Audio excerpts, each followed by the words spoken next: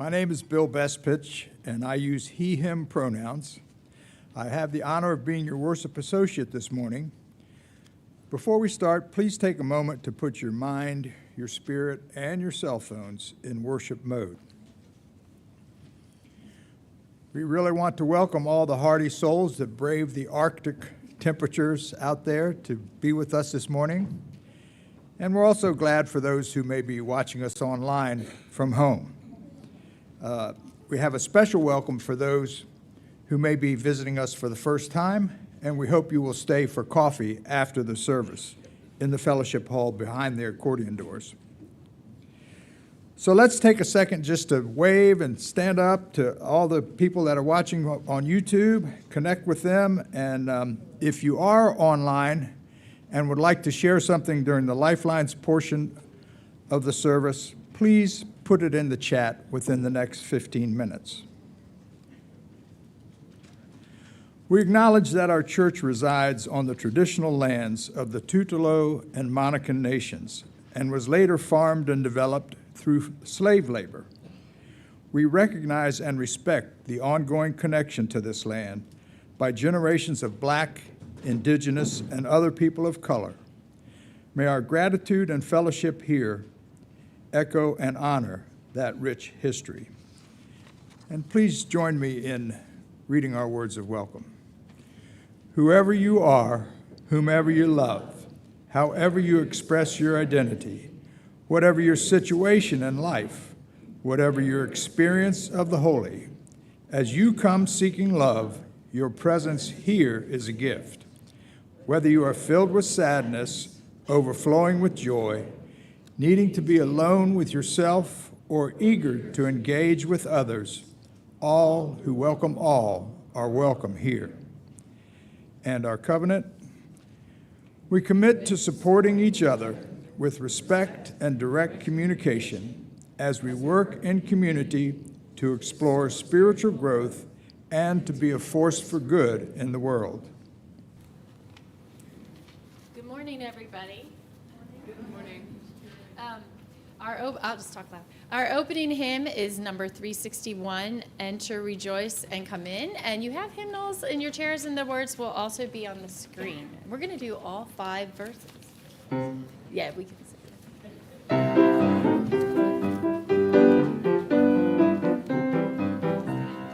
Enter, rejoice, and come in. Enter, rejoice, and come in. Today will be a joyful day. Enter, rejoice, and come in. Open your ears to the song. Open your ears to the song. Today will be a joyful day. Open your joys to come in. Open your hearts, everyone. Open your hearts, everyone. Today will be a joyful day. Enter, rejoice, and come in. Don't be afraid of some change. Don't be afraid of some change. Today will be a joyful day. Enter, rejoice, and come in. Enter, rejoice, and come in. Enter, rejoice, and come in. Today will be a joyful day. Enter, rejoice, and come in.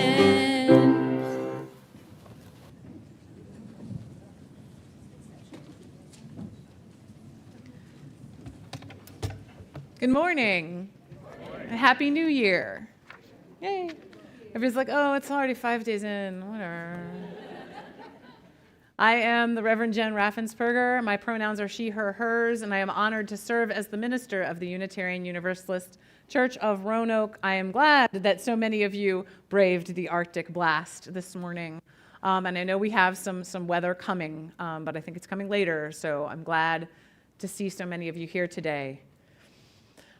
We're going to open this morning with a few opening words, a poem by Lucille Clifton, I Am Running into a New Year. I am running into a new year, and the old years blow back like a wind that I catch in my hair, like strong fingers, like all my old promises. And it will be hard to let go of what I said to myself about myself when I was 16 and 26 and 36, even 36. But I am running into a new year, and I beg what I love and I leave to forgive me. So now I'll invite Bill to light our chalice. We join with Unitarian Universalist churches, congregations, and communities across the nation and the world who light the flaming chalice, the symbol of our living tradition of faith, and knowing that this is being done all around the globe.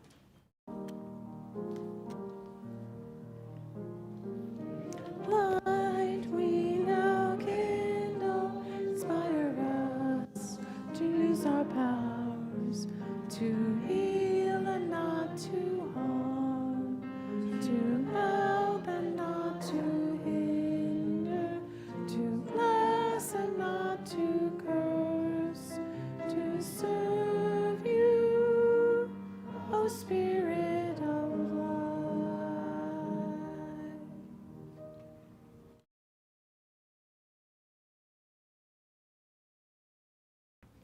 So it's time for another ritual.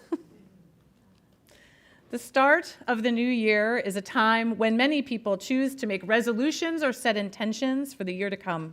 Some people choose a single word on which to focus or reflect. Ritual helps to remind ourselves of the commitments that we make to ourselves and to one another. This congregation observes a ritual for each season, for each of the classic 4 elements. In the spring, we observe a grand Unitarian Universalist tradition of the flower communion, celebrating the element of earth. In the summer, we have our water communion, and the fall, we have a bread communion, which celebrates the element of air. And now, in the cold, dark days of winter, we celebrate a fire communion. Fire can create and destroy. Fire warms our bodies and our hearts and our spirits. Fire reaches high into the sky. We forge so much in fire, and today's ritual will help to forge our path for the new year. Today, we will invite you all to lift up your intentions for the new year and to let go of those things from the past which no longer serve you. First, we will have a few moments of reflection on the things we wish to lift up and those we wish to let go. Then, we will participate in the fire communion ritual, which we will explain in more detail shortly. For now, please settle yourself comfortably and give attention to those things you would like to lift up on the winds of the new year. Perhaps you have a single word or practice you would like to begin or change. Perhaps you select a single word as a guide and touchstone for the year: generosity, kindness, conviction, heart, compassion. Also give thought to how you will treat yourself in the moments when you're unable to lift up to your best intentions and expectations. Prepare to forgive yourself, to consider with honesty and kindness what you might do differently.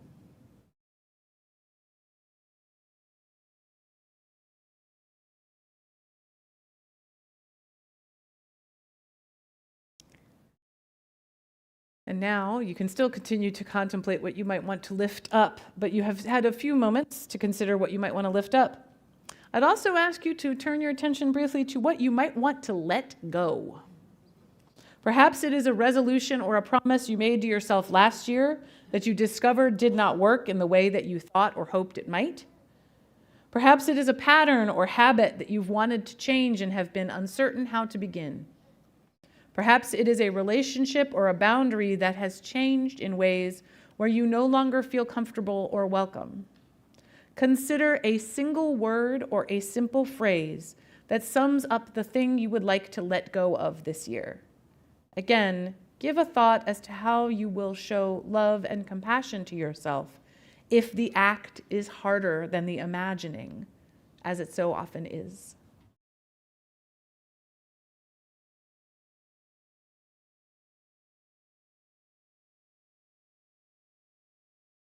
An intention you make for yourself in isolation may never grow. By choosing to make these declarations in community, then we are witnessing this act with and for one another. During this part of our ritual, we will take a symbolic action that stands in for the ways we hope to live into our intentions for the new year. We will write our words on slips of paper, and we will burn them.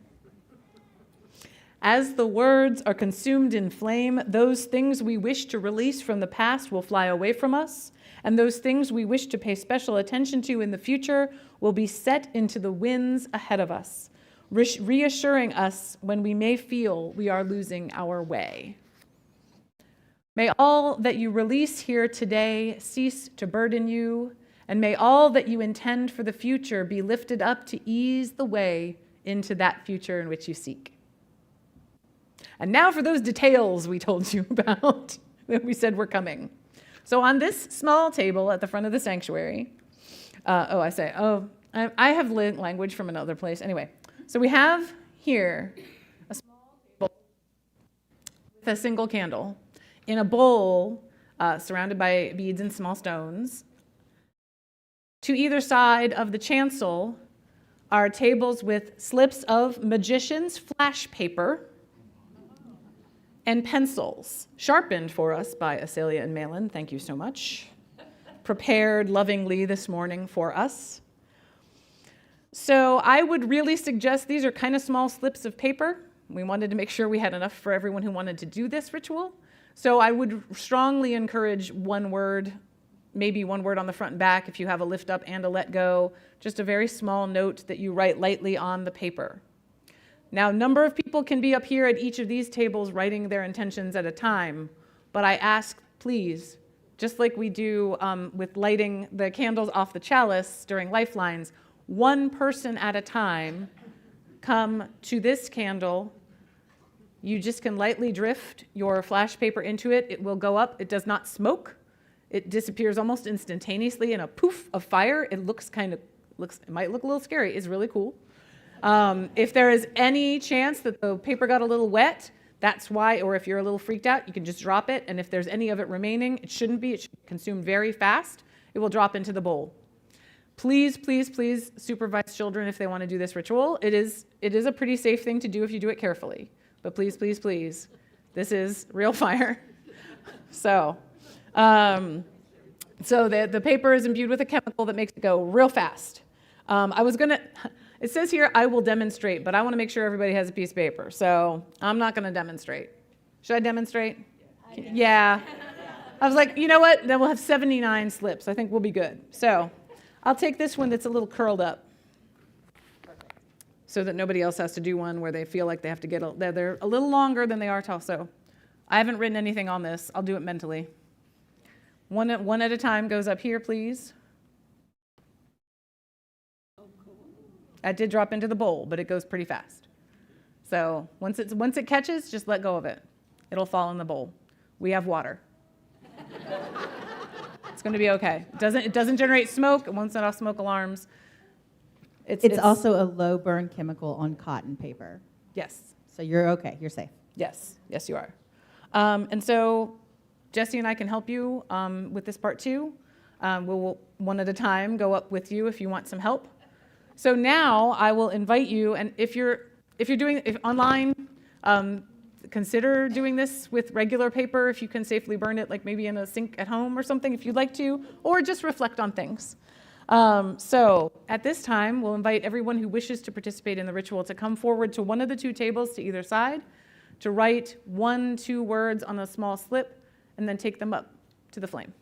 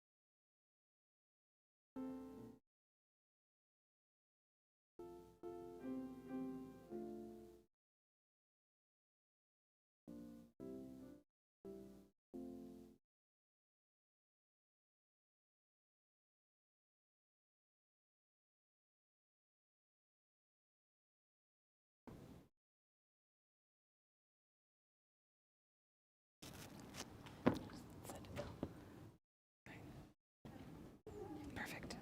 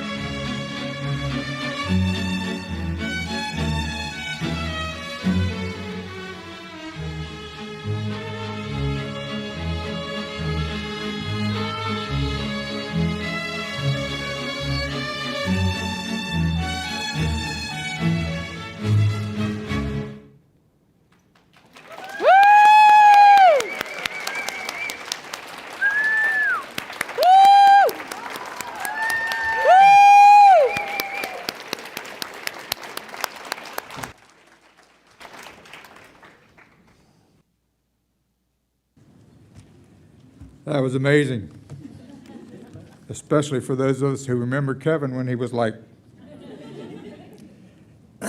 Our reading this morning is In Praise of Fire by John O'Donohue. Let us praise the grace and risk of fire. In the beginning, the Word was red, and the sound was thunder, and the wound in the unseen spilled forth the red weather of being. In the name of fire, the flame, and the light, praise the pure essence of fire that burns from within without thought of time. The hunger of fire has no need for the reliquary of the future. It adores the eros of now. where the memory of the earth in flames that lick and drink the air is made to release. Its long-enduring forms in a powder of ashes left for the wind to decipher. As air intensifies the hunger of fire, may the thought of death breathe new urgency into our love of life. As the fire cleanses dross, may the flame of passion burn away that which is false. As short as the time from spark to flame, so brief may the distance be between heart and being. May we discover beneath our fears embers of anger to kindle justice. May courage cause our lives to flame in the name of the fire and the flame and the light.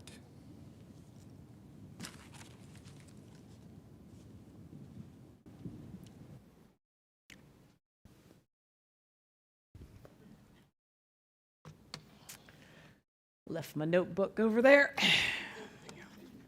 Thank you, Bill. And Kevin, thank you. That was amazing. So glad that we were given that gift of dance today as well. So when I was a kid, my family built an addition onto our house that had a fireplace in it. Oh, how we loved that room, so cozy by the fire. It changed our holiday celebrations significantly, having a real fireplace. We had a real mantle where we could hang our stockings. We had a place to decorate and burn a real Yule log, although we didn't try and keep that fire going for the entire 12 days of Christmas. But before we had that fireplace, we had a fake one. In our brilliant 1970s era wood-paneled living room, we had a strange-looking metal contraption that served as a fire simulator and space heater.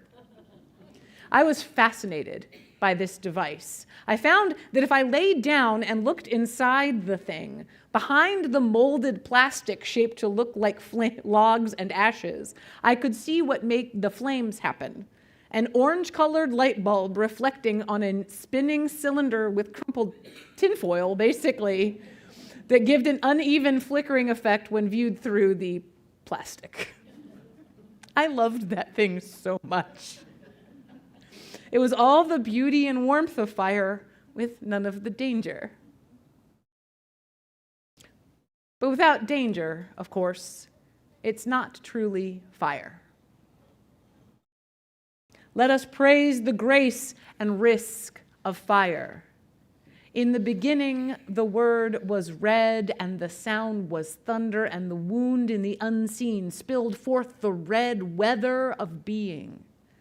In the name of fire, the flame, and the light.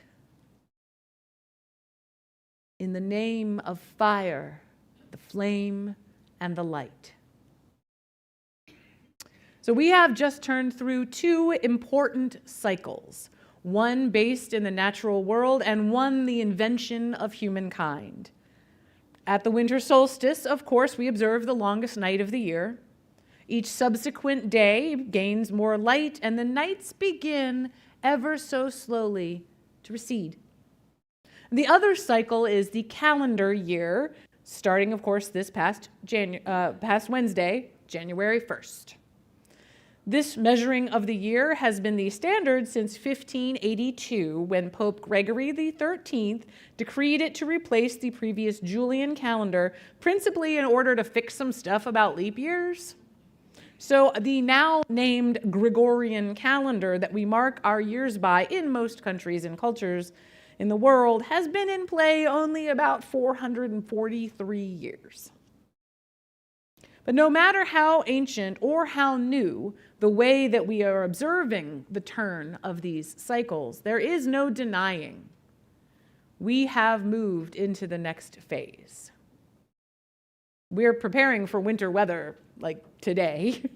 And though we know the days are getting longer, we also know that we've got a ways to go before they're getting much warmer. Fire is one of the greatest gifts that humankind has, one of the most transformative technologies in our history. Fire, of course, wasn't always a technology. At first, it was simply a natural phenomenon. Lightning strikes, the dry forest catches. It burns, and then it is reborn. There are plants that require fire in order to seed or to complete certain parts of their life cycle. There is microscopic life that can survive in volcanoes and in volcanic ocean vents, a world both of fire and water and unimaginable pressure. Fire from above, fire from below. Our world is bounded by fire. We have always lived in a world with fire. We have always lived on an earth that turns. It is how we relate to it that changes. How we decide to exist in relation to all the realities of our world, even the ones that spark, even the ones that burn.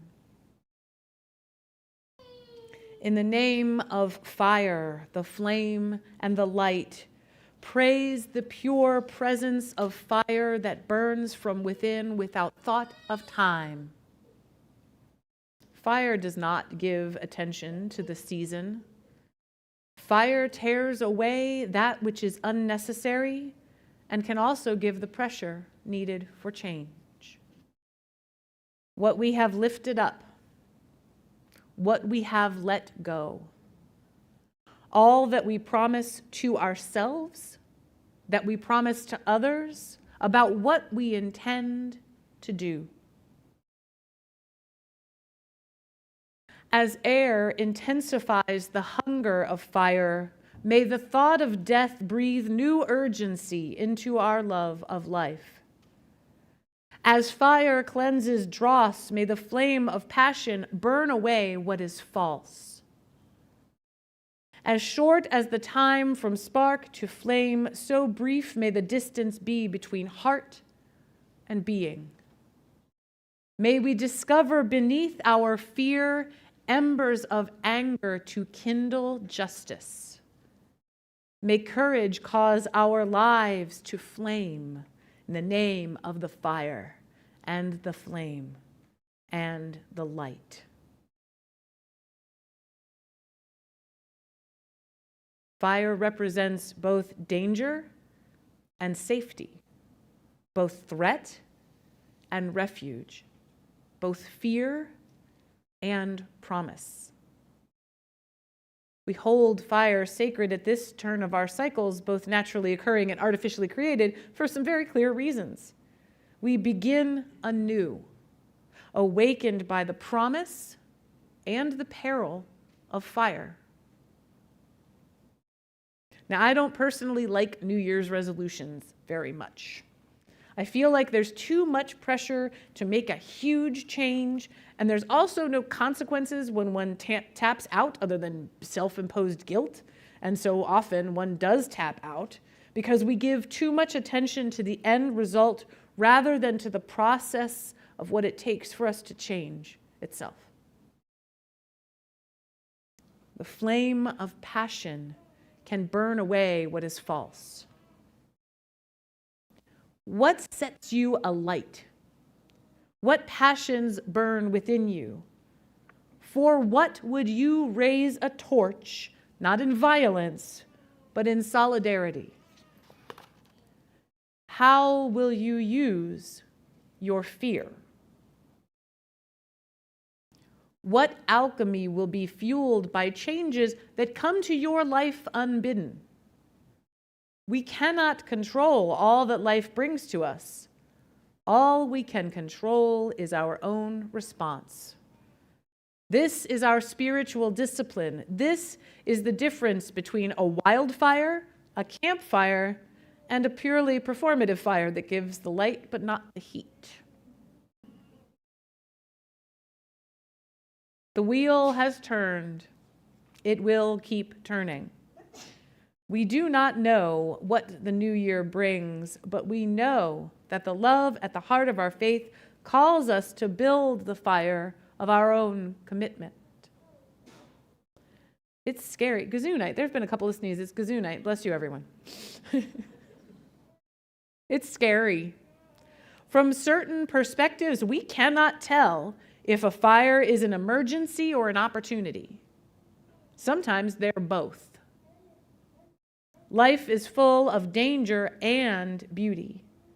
We see it in the harsh landscapes of winter. We feel it in the force of fire. We begin anew, awakened by the promise and the peril of fire. Remember all that you have chosen to lift up and to let go. Kindle the flame within you that will burn as a bright beacon to others of goodwill. Fan the flames of your hearth fires so that they will nourish yourself and others for the work ahead. And when a fire feels like it might start to get out of control, remember to ask for help. Remember, we don't sustain the fire of our commitment without the warmth at the heart of our community. In the name of the fire and the flame and the light. May it be so.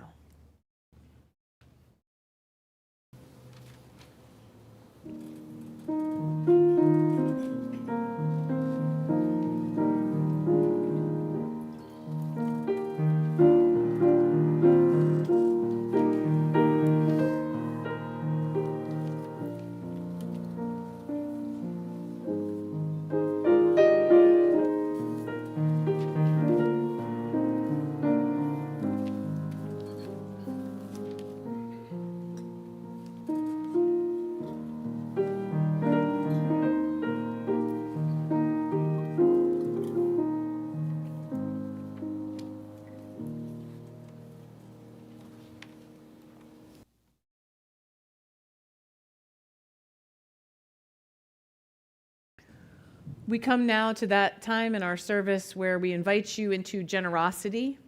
We take a weekly offering to support the mission and vision of this church and to support this vibrant community as it tries to kindle the flame and the fire of commitment within ourselves and our larger world. The offering will be gratefully collected.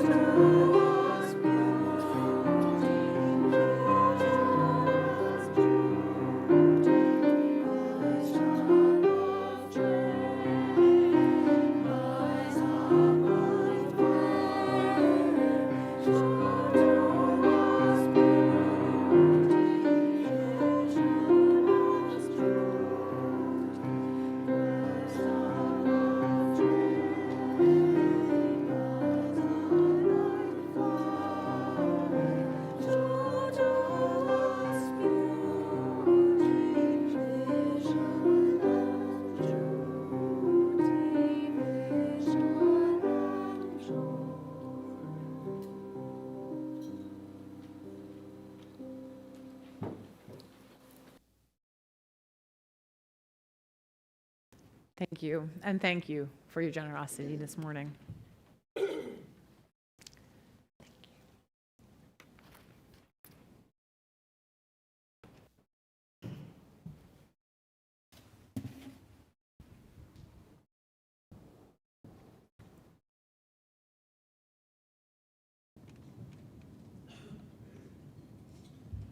Good morning. I'm Terry Smith, a substitute for Linda Wood, who's still recovering from the effects of too many hugs and kisses with darling grandchildren through the holiday period.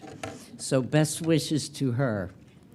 This is the time in the service where we can share the joys and concerns that are of interest to the larger community.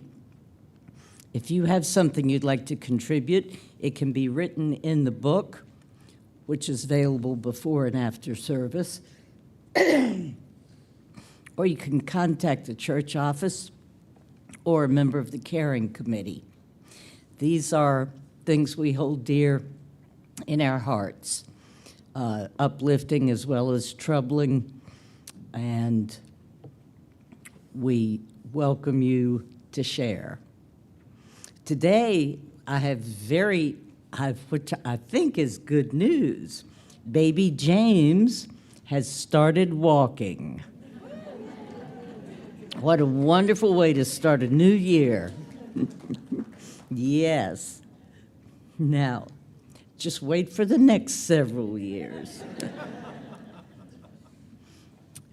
At this time, I invite each of you with the joy or concern that you carry in the silence of your heart to come forward and light a candle. We have both sides of the altar set up, so please come as you wish.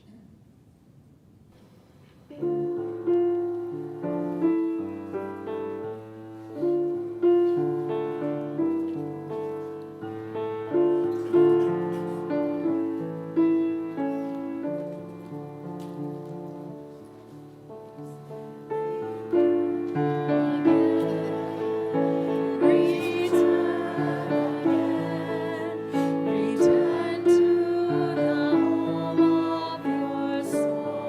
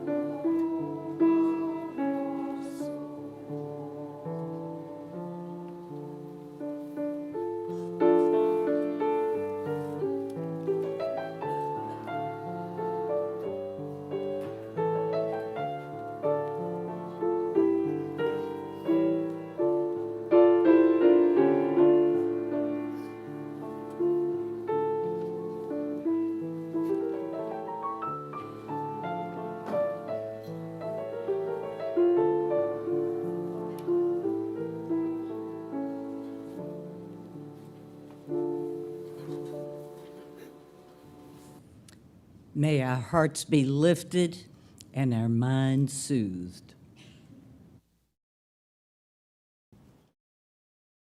Thank you, Terry. Thank you for stepping up when Linda could not be with us this morning.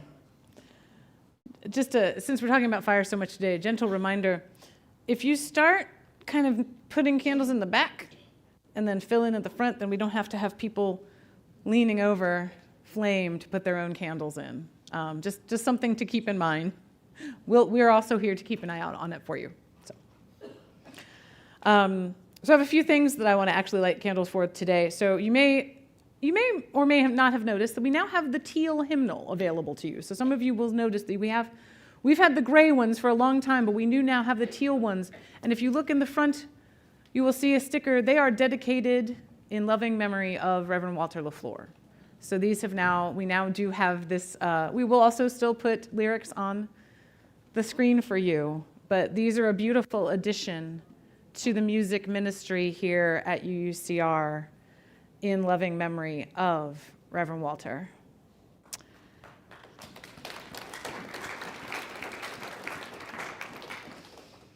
This candle, because it is not lost on me that tomorrow is a significant anniversary in our country. So this is a candle of hope for peaceful transfer of power. Our democracy arose in answer and direct response to authoritarianism and totalitarianism of monarchy. So we pray for the safety of all those who will be joining in this peaceful transfer.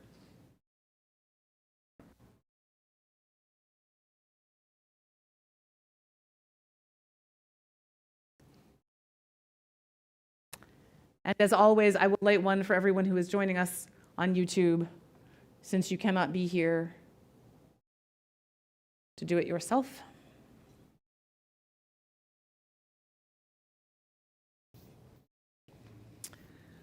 And now I invite you all into a few moments for prayer and reflection. So if you would settle, make yourself comfortable, close your eyes if that is comfortable to you, or soften your gaze.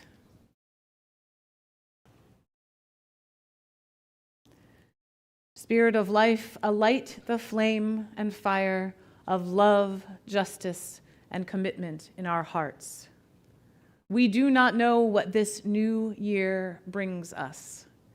Every year we wonder, we worry, we plan, only to see those plans sometimes not go the way we expected them. Sometimes the new year brings us joyous surprises we never could have seen, and sometimes it brings unforetold sorrow. Here at the fullness of the beginning of this cycle and the private and personal cycles that you are each in within your own lives, grant us peace.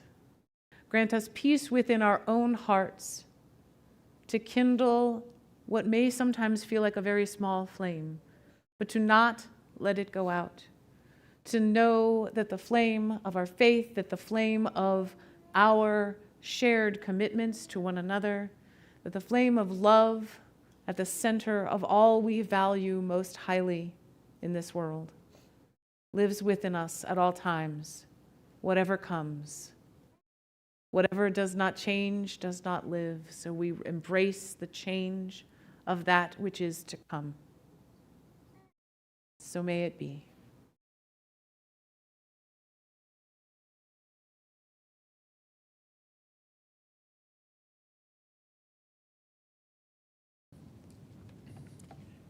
The only announcement this morning in your order of service is a little QR code that those who are so inclined may use to donate to UUCR. So let me just take a moment to remind you that just because there aren't a lot of announcements, that doesn't mean there's not a lot going on in this congregation. So I hope you're keeping up with the monthly newsletter and the weekly updates by email from our very effective and helpful Administrator Susan Cousins. If you are not, please email her using admin@uuroanoke.org, and she will be happy to add you to the distribution. Do you have the announcements that I gave you, though? I don't. I gave you announcements on Okay. There are some. Promise. Oh, I'm sorry. I was just looking in the order of service, not. Nope, it's all in the script, Bill. Okay. You know, I've complimented Rev Jen on providing a script for us worship associates, and I guess I should actually use it. So, we now draw to the close, the end of our time together in worship this week, and we turn our attention from within our own community to their joys and concerns. And we prepare to engage with the world in the week ahead. Next Sunday, January 12, we will hold our UU and U class for people who are new to UUCR or new to Unitarian Universalism overall. Starting about 15 minutes after the conclusion of our worship service, we'll meet in the Olin Room down at the end of the hall. Rev Jen and Jesse will speak about theology, history, and some UUR-specific background. If you're brand new or have been coming for a while but are still trying to figure out what this UU thing is all about, plan to join us.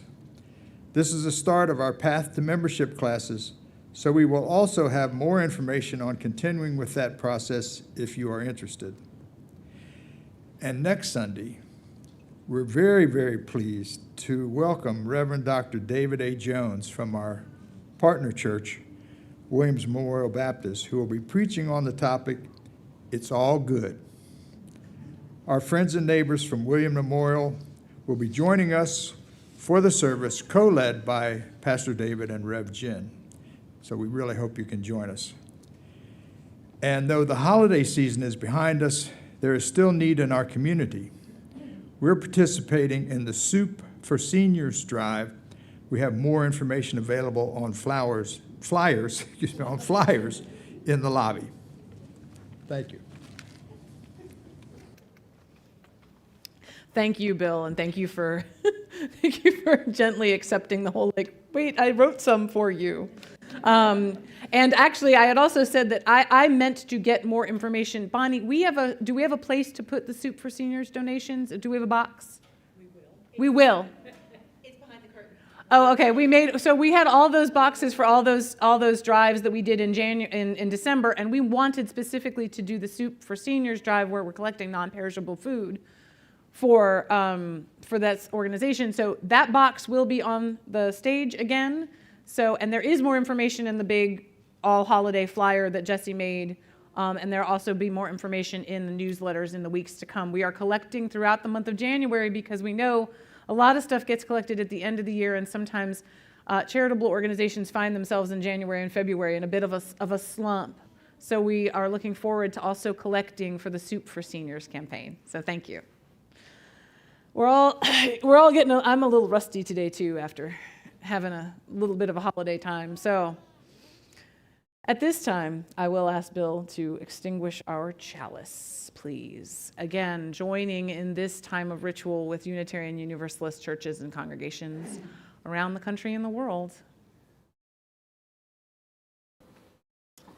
Our closing song is The Fire of Commitment, which is in your teal hymnal, which some of you may have.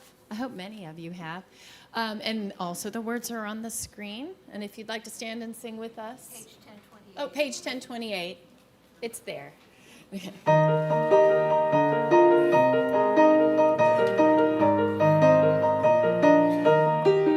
From the light of days, remember the time begun bright and clear, guiding hands and hearts and spirits into faith set free from fear.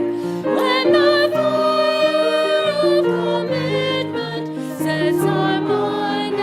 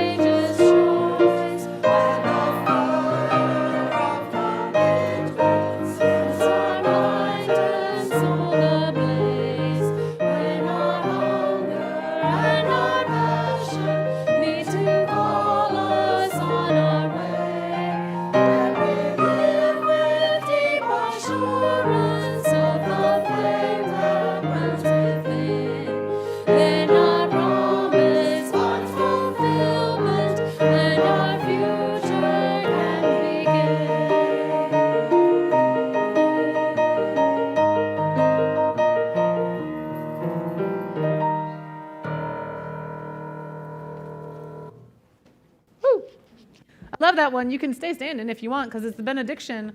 Go into the world with the flame of faith, the fire of commitment in your hearts, ready to greet all the world brings us in the weeks and months to come. Go in peace.